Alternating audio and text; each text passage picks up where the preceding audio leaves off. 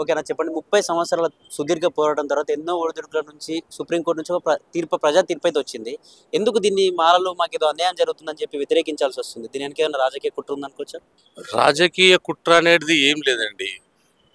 వాళ్ళేందంటే మందకృష్ణ మాదిగ గారు ఏం చేస్తున్నారంటే 30 సంవత్సరాల నుంచి కూడా పోరాడింది ఏందంటే మా సామాజిక వర్గంలో 59 కులాలు ఉన్నాయండి. 59 కులాలలో కూడా 15% అండి మాకు. ఈ 59 కులాలు కలిపి రాజ్యాంగము మాకిచ్చిన రిజర్వేషన్ 15% రిజర్వేషన్. 15% రిజర్వేషన్స్లో కూడా ఒక సామాజిక వర్గమే తీసుకుంటున్నది. ఒక సామాజిక వర్గమే వాళ్ళే తీసుకుంటారు. ఈ 15%లో 59 కులాలు కదా, అందరికి సమానంగా హక్కులు రావాలి కదా. మరి ఒక సామాజిక వర్గమే తీసుకొని వెళ్తుంటే మరి మిగతా సామాజిక వర్గాలంతా ఏం కావాలి? అలా కాకుండా ఈ 15%లో ఎవరి వాటా వాళ్ళు తీసుకుందాం. ఒక కుటుంబం ఉంది, ఒక కుటుంబంలో మనం ఒక తండ్రి సంపాదించిన ఆస్తి ఉన్నది అనుకోండి, మనం విడిపోతున్నప్పుడు అందరికీ సమానమైన సంపద అనేది రావాలి కదా. మరి మీరు ఒక్కరే ఈ విధంగా తీసుకుంటుంటే అంటే మందకృష్ణ మాది గారు మేమే దొబ్బి తింటున్నామని మా స్టేజ్ల పైన అవి పైన మందకృష్ణ గారు అంటున్నారంటే మందకృష్ణ గారు అంటున్న దానికి సైంటిఫిక్ రీజన్ ఉందండి. ఇప్పుడు ఆయన దగ్గర డాటా ఉంది, మా దగ్గర డాటా ఉందన్నమాట. మీరు ఐఏఎస్ ఆఫీసర్లు కానీ ఎక్కడ కానీ మీ సామాజిక వర్గమే ఉంది. మళ్ళీ దాని తర్వాత అందరూ ఎదగాలి కదా. డాక్టర్ బాబాసాహెబ్ అంబేద్కర్ ఏం చేశాడు? రిజర్వేషన్ ఫలాలు ఏదైతే రిజర్వేషన్ ఫలాలు ఇస్తున్నారో అట్టడుగున్న వారికి కూడా అందాలి అన్నాడు. మా 15%లో మీరు తీసుకోండి, మాలలు తీసుకోండి, దాని తర్వాత మాదిగలు తీసుకోండి అని చెప్పడం లేదు. మాదిగలు చెప్పడం లేదు. 59 కులాల బయళ్ళు కానీ డెక్కలు కానీ వీళ్ళందరికీ కూడా చెందాలి. వాళ్ళందరినీ కూడా ఏబిసిడిగా వర్గీకరించినప్పుడే వాళ్ళకు వస్తుంది. వాళ్ళ దాంట్లో చైతన్యం లేదు. వాళ్ళ దాంట్లో వాళ్ళు ఇప్పటికీ కూడా చాలా చాలా ఘోరంగా మా డక్కల వాళ్ళు ఉన్నారండి. మా గురించి చెప్తుంటారు. వాళ్ళకు ఎడ్యుకేషన్ లేదు, ఏం లేదు. దాని తర్వాత వాళ్ళ వాట వాళ్ళకి ఇస్తే వాళ్ళ దాంట్లో కూడా ఆఫీసర్స్ అవుతారు. అలా అవుతారని అందరికీ సమానంగా దక్కాలి ఈ 15% అనేది చెప్తున్నారు. అంటే ఈ 57 కులాలు కావచ్చు, ఈ మాలలో ఉపకులాలు ఉన్నాయి ఏవైతే ఉన్నాయో వాటికి అన్యాయం జరుగుతూ ఉంది వర్గీకరణ వల్ల అని చెప్తా ఉన్నారు. ఇలాంటి అన్యాయం జరుగుతుంది? అన్యాయం ఇలా జరుగుతుందండి, ఎవరి వాట వాళ్ళకు వస్తుంది కదా. ఎవరి వాటా వాళ్ళకి. వర్గీకరణ ఉద్దేశం ఏంటిది? వర్గీకరణ ఉద్దేశం 59 కులాల జనాభా ప్రాతిపదిక మీద ఏదైతే పాపులేషన్ ఈ 59 కులాల ఎంత పాపులేషన్ ఉంటే అంత వాటా. అర్థమైందా? అదే కదా మనం ఇప్పుడు కొట్టాం. దాని తర్వాత వాళ్ళంటే ఇప్పుడు ఆంధ్రాలో కూడా ఉన్నారండి. ఆంధ్రాలో మాల సామాజిక వర్గం ఎక్కువ. ఇప్పుడు ఏమంటున్నారంటే ఇక్కడ మాదిగ సామాజిక వర్గం ఎక్కువ కాబట్టి వాళ్ళకు ఒకవేళ ఏబిసిడి వర్గీకరణ అయితే మాకంటే వాళ్ళకు 10% ఎంతో పోతుంది కాబట్టి మాకు వచ్చే 15%లో మాకు దగ్గదని వాళ్ళు అనుకుంటున్నారు. మాకు రాదేమని. మరి ఇప్పుడు ఆంధ్రలో మాల సామాజిక వర్గం ఎక్కువ కదండి. అప్పుడు మాకు అక్కడ మాదిగ సామాజిక వర్గానికి తక్కువ అయిపోతుంది, వాళ్ళకి ఎక్కువ అయిపోతుంది కదా. అలా అని కాదు. ఇప్పుడు ఇక్కడ మాల సామాజిక వర్గం అక్కడ వాళ్ళు సంతోషిస్తారు, ఇక్కడ మమ్మల్ని అడ్డుకుంటున్నారని వీళ్ళు అనుకుంటున్నారు. కానీ నువ్వు ఇండైరెక్ట్గా మాల సామాజిక వర్గం ఆంధ్రలో కూడా నువ్వు అడ్డుకున్నట్టే కదా. వాళ్ళకు ఎక్కువ ఫలితాలు వస్తాయి కదా. జనాభా అక్కడ ఎక్కువ ఉంటే వాళ్ళకి ఎక్కువ వస్తాయి, మీ సామాజిక వర్గానికి ఎక్కువ వస్తాయి కదా. అప్పుడు మాకు అక్కడ తక్కువ వస్తాయి కదా. అలా కాదు కదా. ఎందుకంటే అందరికీ జనాభా ప్రాతిపదిక మీదుగా రావాలనేది ఒక ఎంఆర్పిఎస్ ఉద్యమము. ఇది ఫైనల్గా మేము విజయాన్ని ముద్దాడే సమయం మాకు ఆసన్నమైంది కాబట్టి మేమందరం కూడా ఈ రోజున అందరూ అంటున్నాం చావు డప్పులు కొడతాము. మేము ఆ రోజున విజయోత్సవ డప్పులు కొడతాం. మాకు ఎవరైతే వ్యతిరేకంగా ఉన్నారో ఆ చావు డప్పు కొడతాం. ఆ చావు డప్పు అంటే అది నిరసన, వాళ్ళలో మార్పు రావాలని. వాళ్ళు ఆ చావు డప్పు ఎందుకు కొడుతున్నారు వీళ్ళు? అసలు సమాజం అంతా బీసీ సామాజిక వర్గం కానీ రెడ్డి సామాజిక వర్గం కానీ వీళ్ళందరూ మేధావులు, సర్వోత్తర న్యాయస్థానము, సుప్రీంకోర్టు వీళ్ళందరూ ఒప్పుకున్నారు కదా.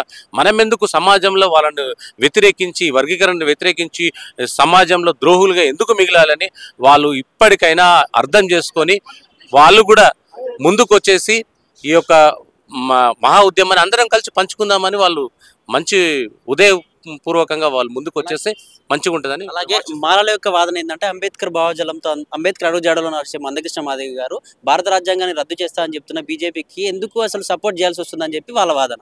దానిపైన ఏమంటారు? భారత రాజ్యాంగాన్ని రద్దు చేసే అంత ఎవరికి లేదండి. అది నరేంద్ర మోడీ గారు కానివ్వండి, ఎవరైనా కానీ అది కేవలం ఉట్టి మాటలే తప్ప భారత రాజ్యాంగాన్ని ఇప్పుడు వివేక్ గారు ఉన్నారండి. ఎందులో ఉన్నారండి వివేక్ గారు? అందరూ బీజేపీ పార్టీలనే ఉన్నారు కదా. మరి వాళ్ళని వివేక్ని ఎందుకు అడగలేకపోయారు ఆ రోజున? భారత రాజ్యాంగాన్ని రద్దు చేస్తున్న ఆ పార్టీలో మీరెందుకున్నారని వాళ్ళు ఎందుకు ప్రశ్నించలేకపోయారు? ఈ రోజున మాకు ఆ పార్టీలో మందకృష్ణ మాదిగ ఉన్నాడంటే, మేము తెలుగుదేశం పార్టీ ఉన్నప్పుడు కూడా మందకృష్ణ మాదిగ తెలుగుదేశం సపోర్ట్ చేశాడు, కాంగ్రెస్ పార్టీ ఉన్నప్పుడు కాంగ్రెస్ పార్టీకి సపోర్ట్ చేశాడు, ఈ రోజున బీజేపీ పార్టీ ఉన్నప్పుడు బీజేపీ పార్టీకి. ఈ పార్టీలన్నిటికీ ఎందుకు సపోర్ట్ చేస్తున్నాడు? వర్గీకరణకు ఎవరైతే అనుకూలంగా మమ్మల్ని వర్గీకరణ, మనకి తెలంగాణ ఉద్యమం జరిగినప్పుడు కూడా కేసీఆర్ ఏం చెప్పారంటే, మాకు ఎవరైతే అనుకూలంగా ఉంటారో ఎక్కడికైనా వాళ్ళకి సపోర్ట్ చేస్తున్నారు. ఆ విధంగా ఈ రోజున నరేంద్ర మోడీ గారు వచ్చి వర్గీకరణకు అనుకూలంగా చేస్తున్నాడు కాబట్టి మేము అక్కడ వెళ్ళడం జరిగింది. కానీ మందకృష్ణ మాదిగ ఏ పదవిలో తీసుకోలేదు, ఏ రాజకీయ పార్టీ పెట్టలేదు. ఒక ఎంఆర్పిఎస్ అనేది ఒక సామాజిక ఉద్యమం, అది మా జాతి గౌరవించదగ్గ ఒక ఉద్యమం తీసుకొచ్చి మాలో చైతన్యాన్ని నింపిన అదే రాజకీయ పార్టీ కాదు. ఏ రాజకీయ పార్టీలోకి వెళ్ళి కూడా అక్కడ సపోర్ట్ చేయడం, మా ఉద్యమానికి మాకు అనుకూలంగా సహకరిస్తున్నాడు కాబట్టి మేము సపోర్ట్ చేశాం. అలాగే మీరు ఫిబ్రవరి 7న పెద్దగా ఏర్పాటు చేసే 1,00,000 గొంతులు 1000 డప్పుల ప్రోగ్రామ్ ఏదైతే ఉందో దానికి కొందరు యాక్సెప్ట్ చేయట్లేదని చెప్తున్నారు, మాలలు కావచ్చు. దీన్ని అసలు మేము జరగనియమని చెప్పి కూడా కొన్ని బెదిరింపు సంబంధించిన కాల్స్ కూడా వస్తున్నాయని వినిపిస్తుంది మాకు. అది నిజమేనా? అది వాళ్ళు అర్థం చేసుకోవాలండి. ఇప్పుడు సింహగర్జన చేశారు వాళ్ళు మాలలు, మేమన్నా అబ్జెక్షన్ చేశామా? మాదిగ సామాజిక వర్గం నుంచి ఎక్కడన్నా అబ్జెక్షన్ చేశామా? మన గౌరవశ్రీ మందకృష్ణ గారు ఎక్కడన్నా అబ్జెక్షన్ చేశారా? మాలాంటి వాళ్ళకు పిలిపిమని ఇచ్చాడా? మీరందరూ అక్కడ అడ్డుకోండి అని చెప్పాడా? అలాంటి భౌతిక దాడులకు దీమన్నారా? రాజ్యాంగపరంగా ఎవరైనా సభలు సమావేశాలు పెట్టుకోవచ్చు. వాళ్ళ వర్గాన్ని వాళ్ళు ఒక ప్రోగ్రామ్ చేశారు, ఆ ప్రోగ్రాంలో మేము ఎప్పుడు కూడా డిస్టర్బ్ చేయలేదు. కానీ ఈ రోజున వాళ్ళు మేము ఒక ప్రోగ్రామ్ చేసుకుంటున్నాం, వాళ్ళు ఎందుకు డిస్టర్బ్ చేస్తున్నారని వాళ్ళ విఘ్నతకే వదిలేస్తున్నారు. ప్రభుత్వం సపోర్ట్ చేస్తుందా ప్రోగ్రామ్? ప్రభుత్వము రాజ్యాంగ పరంగా ఏ సభలు సమావేశాలు పెట్టుకుంటే ఎవరైనా సపోర్ట్ చేస్తారు, అది రాజ్యాంగం ఇచ్చిన హక్కు. ఈ రోజున మనం ప్రభుత్వం సపోర్ట్ చేయకుంటే మనం మనకు అన్యాయం జరిగినా కానీ మనం ఏది కూడా సభలు సమావేశాలు పెట్టుకోలేకపోతాం. ఆ రోజున వాళ్ళు సింహగర్జన పెట్టుకున్నారు, ప్రభుత్వం సపోర్ట్ చేసింది. ఇప్పుడు ఈ రోజున మేము పెట్టుకుంటున్నాము, మాకు కూడా సపోర్ట్ చేస్తుంది గవర్నమెంట్. మేమేమి అరాచక కార్యక్రమాలు, సంఘటిత కార్యక్రమాలు చేయడం లేదే.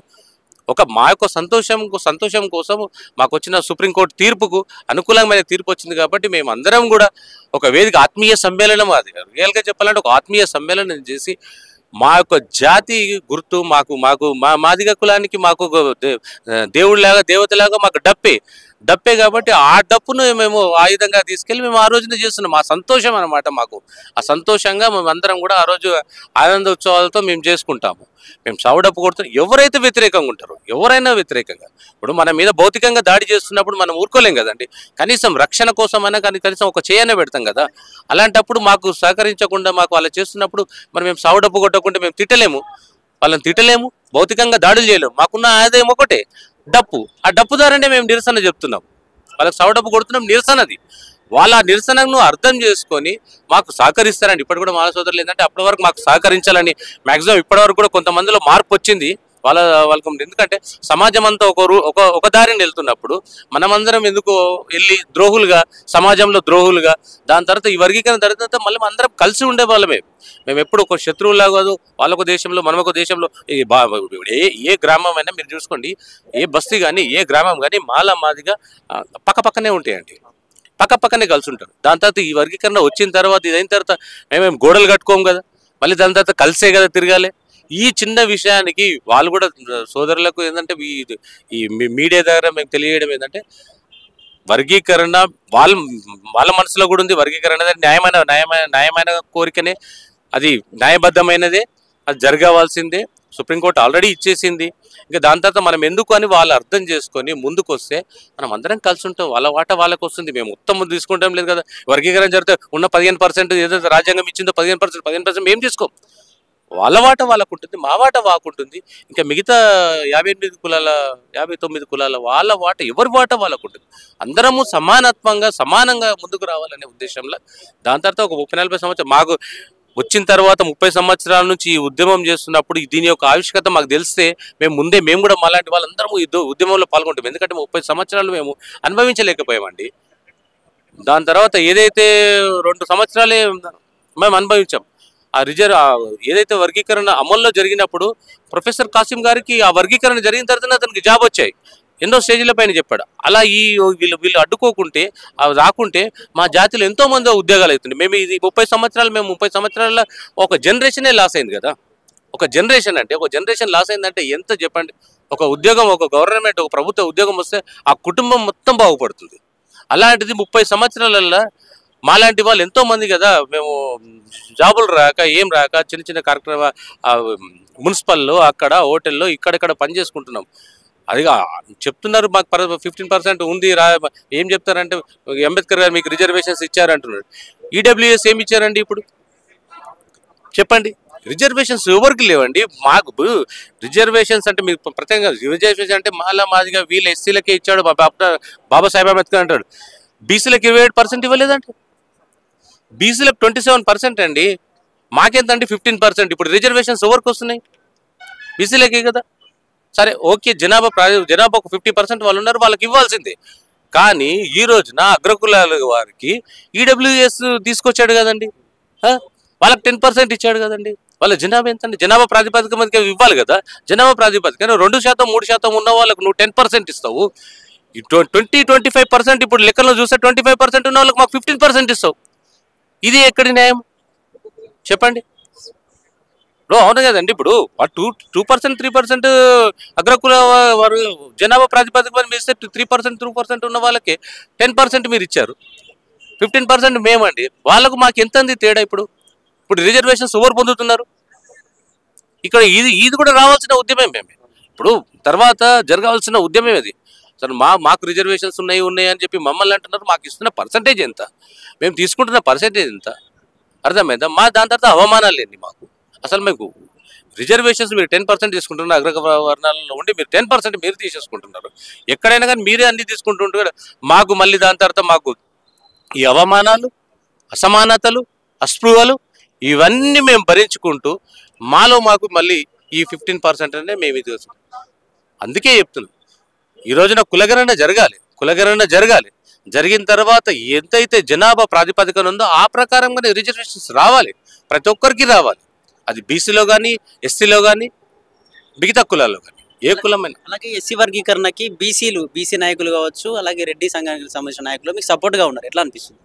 సంతోషం అండి, ఇది చాలా సంతోషం. ఎందుకంటే ఇది చాలా సంతోషకరమైన వార్త. ఎందుకంటే మాకు బీసీ సంఘాలందరూ కూడా ఇది న్యాయమైన కోరిక, ఇందులో న్యాయం ఉంది, ఇందులో హేతుబద్ధత ఉంది, ఒక సైంటిఫిక్ ఉంది ఇందులో.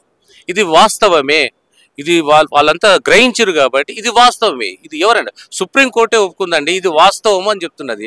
అలాంటి తర్వాత బీసీ సామాజిక వర్గాన్ని ఈ రోజున మా గౌరవ పెద్దలు మందకృష్ణ గారు రెడ్డి సామాజిక వర్గంతో కూడా ఈ రోజున మీటింగ్ చేశారు. వాళ్ళు కూడా ఏం చేశారు, వాళ్ళు మాకు సపోర్ట్ చేస్తున్నారంటే ఇది న్యాయమైన కోరికనే అనే ఉద్దేశంలో సపోర్ట్ చేస్తున్నాం. మేము చాలా సంతోషిస్తున్నాం, చాలా సంతోషం.